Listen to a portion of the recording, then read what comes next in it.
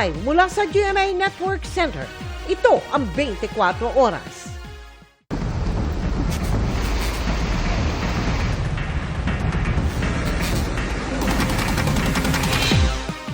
Magandang gabi po, Luzon, Visayas at Mindanao. Tatlong bagyo na ang nakapaligid sa bansa kabilang ang bagyong Neneng na nasa loob ng Philippine Area of Responsibility. Ang isang nasa labas ng PAR, lumakas pa at isa ng tropical storm. Dahil sa tatlong bagyo ay lumalakas pa ang habagat na nagpapaulan sa bansa kabilang sa Metro Manila kaya may mga panibagong pagbaha mula pa kagabi. Nakatutok si James Agustin. Halos mag-zero visibility sa lakas ng buhos ng ulan sa Araneta Avenue sa Quezon City pasado alas 11 kagabi. Maging sa Quezon Avenue, mabilis sa tumaas ang tubig sa Enesa Moranto Street, malapit sa kanto ng Araneta Avenue. May mga tauhan ng DPWH na tinanggal ang mga nakabarang basura sa drainage. Ilang minuto pa ang nakalipas, hindi na madaanan ng light vehicles ang kalsada. Mga motorista bumuelta na lang gaya ng isang taxi. May mga truck na sumubok at nakalusot. Pinahari ng bahagi ng Araneta Avenue. Nung unay nakakadaan pa ang light vehicles. Hanggang sa tumaas na ang tubig. Mga truck na lang ang nakadaan, kaya may mga motorista na napaatras. Sa Santo Domingo Avenue malapit sa kanto ng Calamba Street bandang 1:00 ng madaling araw, walang makadaan ng mga motorista dahil sa taas ng tubig. Napabuelta si Juliana pauwi sa San Mateo, Rizal. Ngayon ko lang din alaman na na ganyan pala kataas yung tubig dito. Hanap ng daan na lang, alternative na daan. Hindi rin makalusot ang rider na si Reynald na pauwi na matapos sunduin sa trabahong asawa. Magpapatila na lang hanggang lumubog. Mahirap po, di makauwi eh. Lakas pa ng ulan. Ang Quezon City Department of Engineering nagsagawa ng pumping operation sa E. Rodriguez Avenue malapit sa Araneta Avenue. 3 pump ng QCLGU, MMDA at DPWH ang sabay-sabay na pinagana pasado hating gabi para mas mabilis na mailabas ang tubig mula sa mga drainage sa Araneta Avenue patungo sa San Juan River. Sa Valenzuela, bumuhos din na malakas na ulan. Sinabayan pa ng malakas na hangin sa MacArthur Highway, Barangay Karuhatan. Wala pang 20 minuto, gutter deep na ang baha. Sa Karuhatan Road na natili sa bangketa ang ilang residente dahil sa baha. Sa Marulas, nahirapang tumawid ang motorcycle riders dahil lampas isang talampakan ng baha. Sa isang subdivision, umapaw na ang creek, kaya't binaha ang mga karati kalsada. Ang ilang rider lumusong pa rin kahit maaring tumirik ang motorsiklo sa taas ng tubig. Ang mga puno tila nagsasayawan dahil sa lakas ng hangin. Sa Malabon, umapaw na rin ang Letre Creek kaya't binahang P. Aquino Avenue. Sa taas ng tubig halos abuti na ang mga tulay. Pagdating sa Rizal Avenue malapit sa Malabon City Hall, abot tuhod na ang baha. Ilang riders na pilitang itulak ang motorsiklo habang ang ibang may sasakyan pinilit na sumuong. Ang residenteng si Mark ipinarada na sa tulay ang kanyang motorsiklo. Kahit sanay nasawang-sawa na raw siya sa taon-taon nilang problema sa baha. Malalim na kaya nilabas ko. Oh. Tumataas pa yung tubig eh. Palagi bang ganyan? Oo sir, taon-taon yun. Sawa lang talaga sir, nakakapagod na to. James Agustin, Nakatutok, 24 Oras. Sa Olongapo naman, muntik maging metya ng sunog yung nabasang outlet o saksakan sa isang bahay. Habang sa Occidental Mindoro, Holy Camp, ang unti-unting pagguho ng isang bahay sa tabing ilog. Tunghayan yan at iba pa sa pagtutok ni Dano Tingkungko.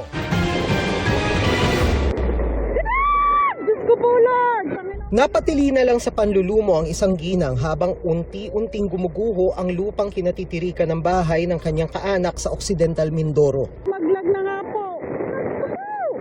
Kawawa naman lumaglag na. Diyos ko. Ito naman. Gumuho ang lupang nasa baybayin ng ilog dahil sa ulang dala ng habagat. Kwento ng uploader, 2 buwan pa lang nakatira roon ng may-ari na ngayon ay nakikitira muna sa isa pa nilang kaanak. Tulong-tulong naman ang mga residente sa Marilao, Bulacan para maitawid ang iba pang residente sa abot dibdib na baha. Itinawid din nila ang imahe ng Poong Jesus Nazareno. Dagdag pangamba pa sa mga residente ang pagtaas sa critical level ng Marilao River. Umapaw na ilog din ang nagpabaha sa bahagi ng San Marcelino, Zambales. Sa Barangay Hall at Multipurpose Hall ng Barangay Santa Fe, umabot ng hanggang 4 na talampakan ang baha. Sa kasagsagan ng ulan, isang bahay naman ang muntik masunog sa Olongapo City. Ayon sa uploader, natutulog sila pasado alas 4 ng umaga nang maamoy ang nasusunog na pala nilang outlet. May nakasaksak po yung pamatay ng mosquito and then yung electric fan. Sa bandang outlet, doon po may kumakatas sa tubig kaya nabasa po yung outlet. Ilang residente naman ang pinalikas kasunod ng pagguho ng road dike sa Santa Cruz Occidental, Mindoro. Dano Tingkong, Nakatutok, 24 Oras. Binabangka na rin ang ilang bahagi ng Quezon City na inaabot ng hanggang dibdib na baha. At nang humupa ang tubig, sandamakmak na basura naman ang naiwan, kung saan tinutukan live ni Mark Salazar. Mark! Hindi na siguro mawawala ang baha dito sa G. Araneta Avenue sa Quezon City tuwing umuulan. Alam mo, ang tiningnan na lang namin dito kanina ay kung gaano kabilis huhupa ang baha. Total, ginastusan natin ng mahigit kalahating bilyong piso ang improvement ng drainage system sa lugar na ito.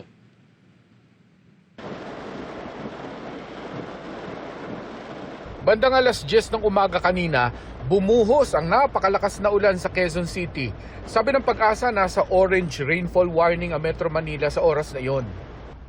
Pero wala pa atang isang oras hanggang dibdib na agad ang tubig sa NS Amoranto Street na kadugtong ng G. Araneta. Siyempre, impossible ang daan at bangka na lang ulit ang mode of transport. Pinalutang ng baha ang mga basurang nasa kanal at bangketa. Dahil hindi na bago, alam na ng mga taga rito ang gagawin para tuloy pa rin ang buhay. Gaya ng mga empleyadong may baon ng garbage bag panglusong sa baha.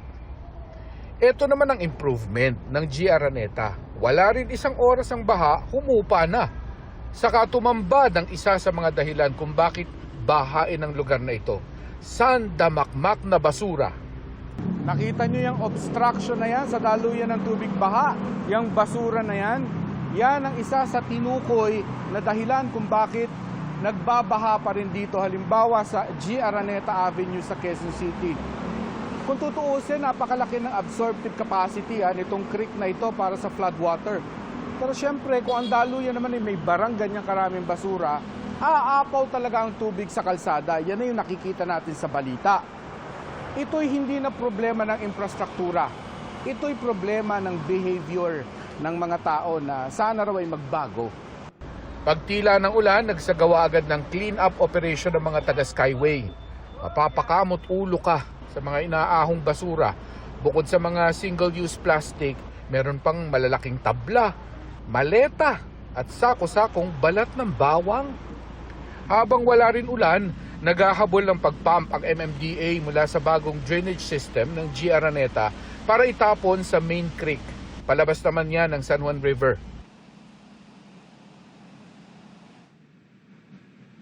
Halos sa buong daytime, nasarado itong parte na ito ng G. Araneta mula sa NS Amoranto hanggang Quezon Ave dahil doon sa binabanggit ko na pump operation ng MMDA. Kasi yung malaking tubo nila ay tumatawid sa kalsada. Kaya ang nabisi natin sa mga motorista, basta umuulan na sa area na ito, kung maiiwasan nyo lang naman din ng G. Araneta, iwasan nyo na dahil malamang sa malamang ay magsasagawa ng panibagong pumping operation ang MMDA para bigyan ng fresh capacity yung drainage system sakaling bumuhos na naman ng malakas ang ulan. Vicky. Maraming salamat sa iyo, Mark Salazar. Mga kapuso, narito na ang mga lugar na nag-anunsyo na walang pasok bukas, araw po ng Huwebes. Dahil pa rin sa inaasahang epekto ng habagat, suspendido ang klase sa lahat ng antas sa Mexico, Pampanga. Kabaligtaran naman sa Zamboanga City na wala munang face-to-face classes dahil sa matinding init. Extreme caution level ang inaasahang heat index bukas.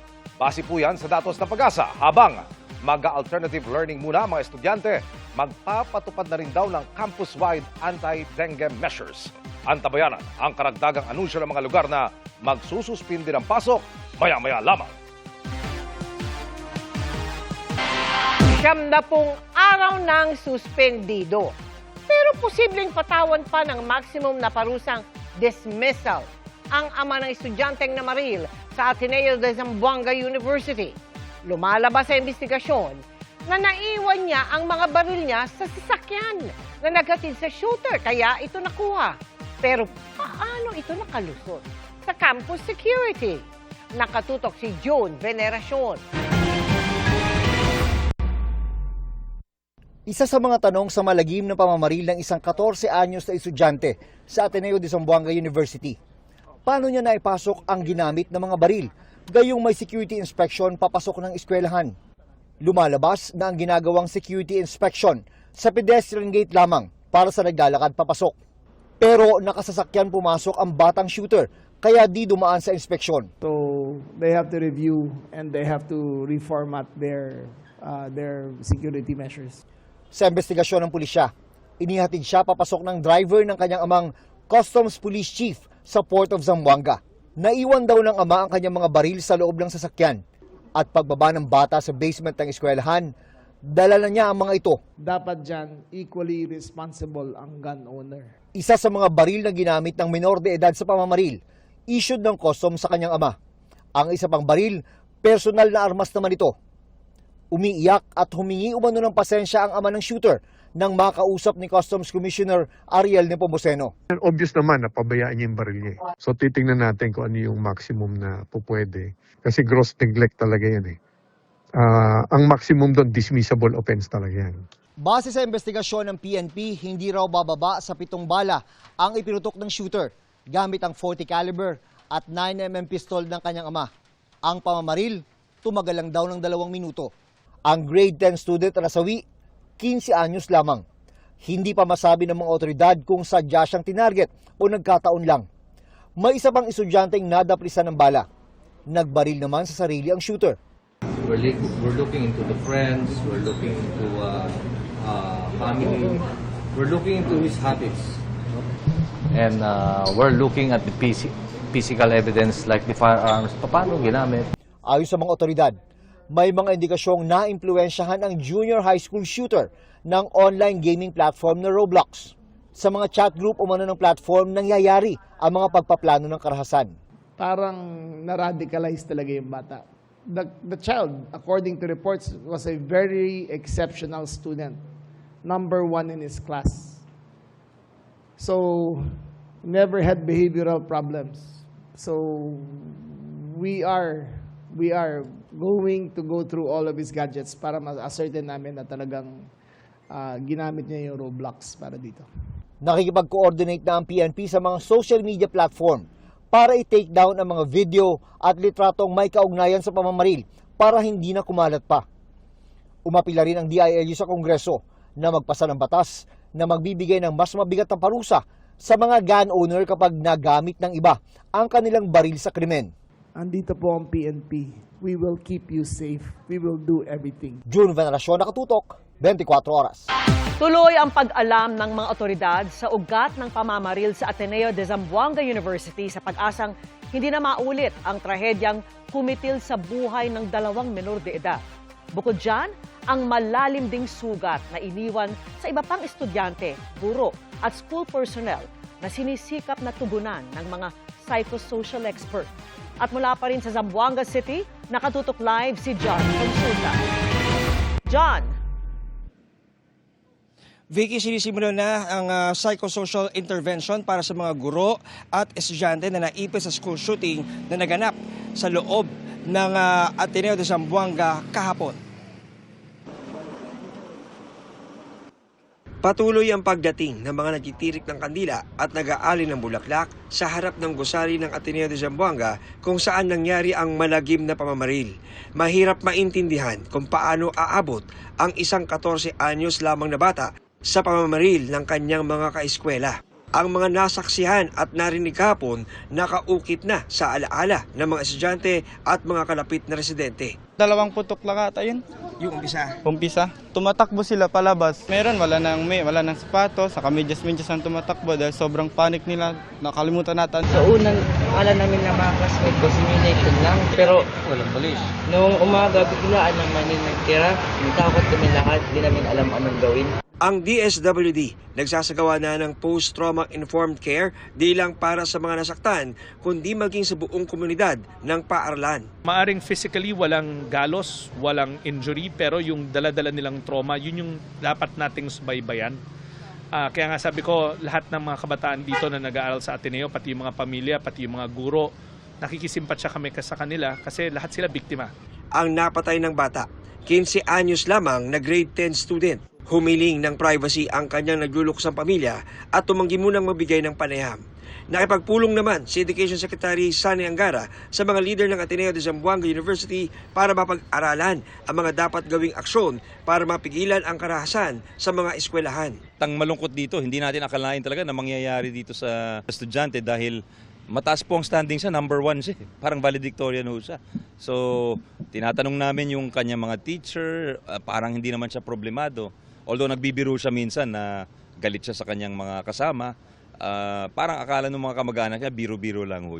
Sabi ng tagapagsalita ng binuong Special Investigation Task Group, patuloy nilang iniimbestigahan ang mga posibleng motibo ng grade 8 na shooter. Ang ginamit niya sa pamamaril ang mga baril ng sariling ama na nagtatrabaho sa Bureau of Customs. Nakausap na raw ito ni BOC Commissioner Ariel Nepomuceno at sinuspinde ng 70 araw habang gumugulong ang investigasyon. Ang batas ay batas kung meron siyang pananagutan dahil yung baril niya ang ginamit o mga baril niyang ginamit, wala naman tayong magagawa kundi ipatupad ang batas. Kami naman po ay constant na nakikipag-coordinate sa kanila po. So, ang sa atin na lang po dyan, sir, is kung tatanggapin po nila or ano yung commitment nila para makipag-cooperate sa amin. Pero kami po ay lagi po kaming pumupunta sa kanila at lagi po kaming nagpapakita ng aming sincerity na mabigyan po ng hustisya ang biktima natin.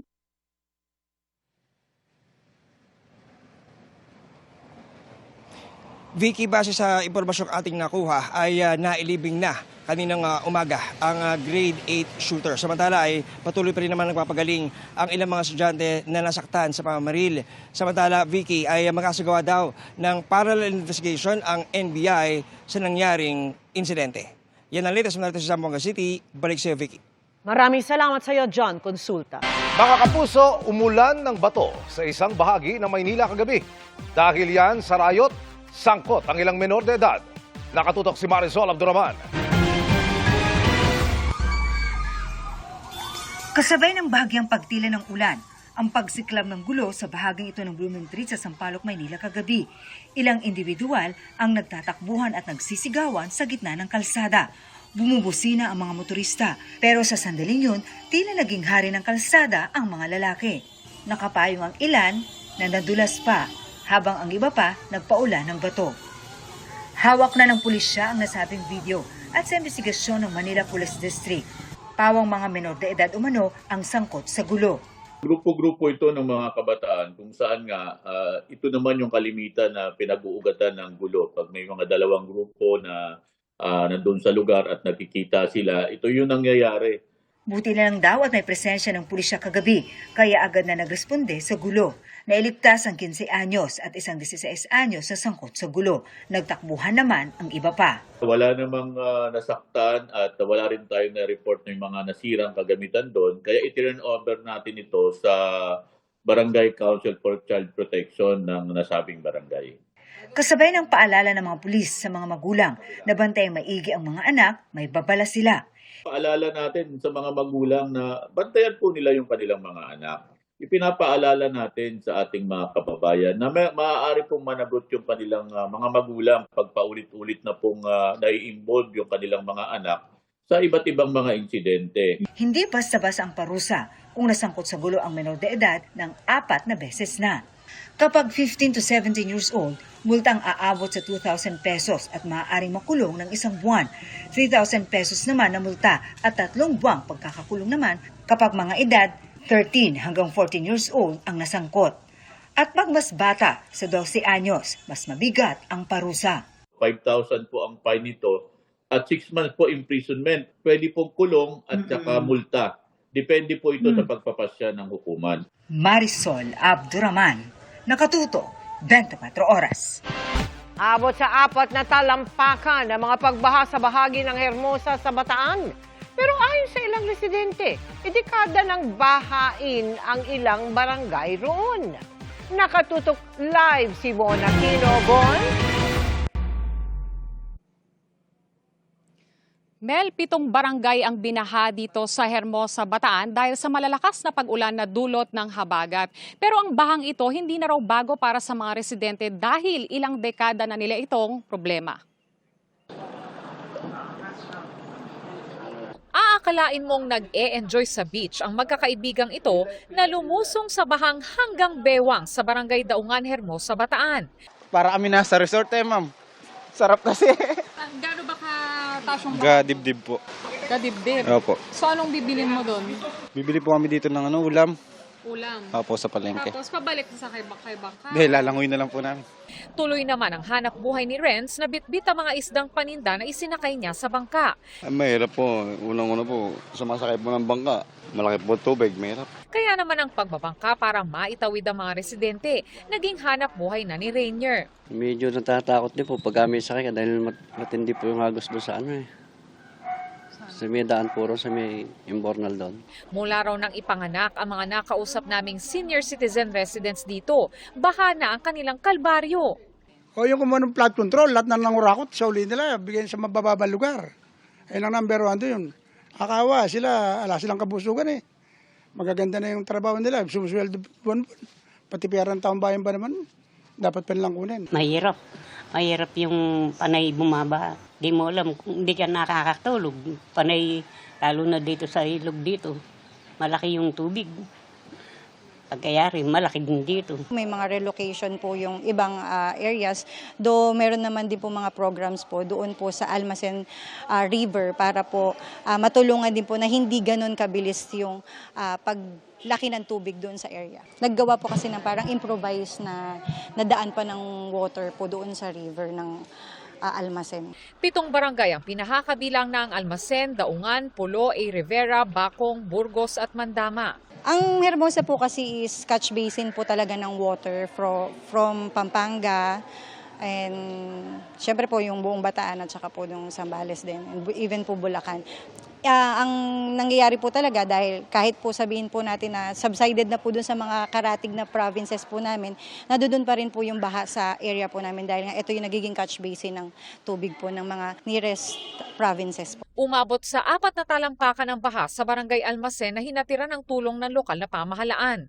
Pinasok na ng baha ang bahay na ito sa barangay Daungan. Isinakay naman sa bangka ang mga residenteng inilikas mula sa barangay Balsik. Nirescue rin ang mga residenteng nakatira sa nalubog na palayan at ngayon ay nananatili sa evacuation center ng Hermosa. Bago kami lumikas, hanggang dito pa lang po, mabilis na po yung pagtaas ng tubig. Kaya po agad po kami tumawag sa kapitan po namin para magpa-rescue. Sa maghapon, pabugso-bugsong malakas na ulan ang naranasan dito sa Hermosa. May pagkakataong halos mag-zero visibility ang kalsada. Binahari ng bahagi ng Roman Highway, partikular sa Barangay Kapkaben at Barangay Townsite, kung saan nahirapang makatawid ang mga motorista. Ang ilang riders, itinulak na lang ang kanilang motor. Mel, sa ngayon ay tumila na ang ulan dito pero hindi pa rin humuhupa yung baha. Ayon naman sa MDRRMO ng Hermosa ay mananatili silang nakamonitor lalo't nakataas ang red rainfall warning dito sa Bataan. Mel? Maraming salamat sa iyo, Von Aquino.